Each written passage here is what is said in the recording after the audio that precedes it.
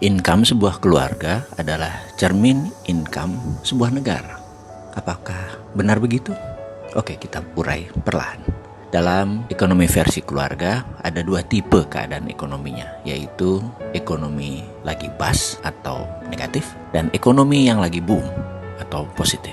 Kalau ada sebuah keluarga misalnya, sumber pemasukannya hanya dari suami yang bekerja sebagai pegawai, mempunyai banyak hutang di warung, rumah masih ngontrak, maka keluarga itu punya masalah keuangan atau disebut ekonomiknya bust. Ditambah lagi mereka yang mengkredit rumah yang belum lunas dan pendapatannya hanya bergantung dari kantoran tadi. Nekat ngambil kredit mobil, menambah kredit mereka. Sebentar lagi pasti jebol itu perekonomian keluarga tersebut. Bahkan bukan sekadar jebol perekonomian, bisa bubar hubungan pernikahan mereka. Percaya deh. Karena bakal ada kata-kata yang mereka katakan jatuh cinta pakai perasaan, tapi mempertahankannya pakai penghasilan. Karena penghasilannya nggak ada, bagaimana bisa mempertahankan cinta? Bubarlah keluarga tersebut.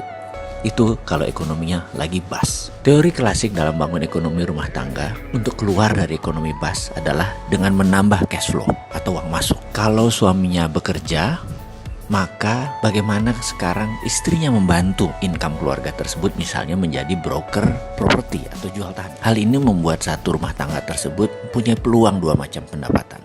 Satu dari pendapatan suaminya, kedua dari pendapatan istrinya yang berbisnis properti atau menjadi sales properti. Lalu suaminya tadi mempunyai keterampilan, yaitu bisa mengajar silat atau punya ilmu bela diri silat. Sehingga seminggu 2 kali dia menyempatkan pulang kantor mengajar silat.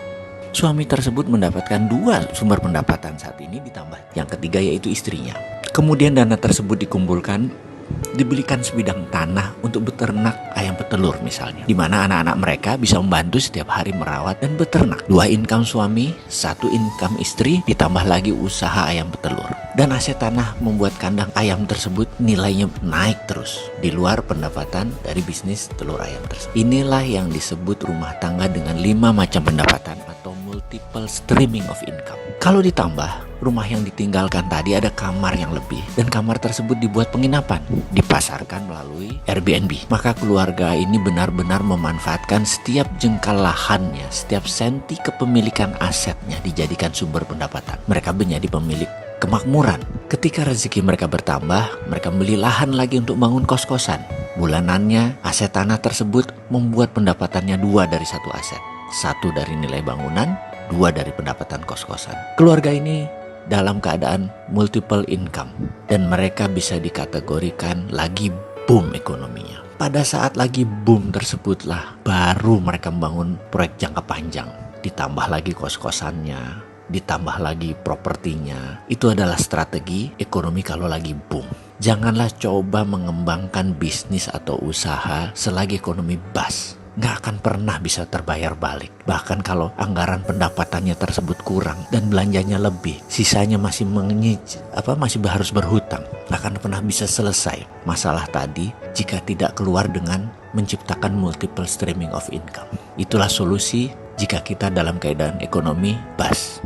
Sekarang kita tanya, Indonesia ini ekonominya lagi boom atau lagi bust?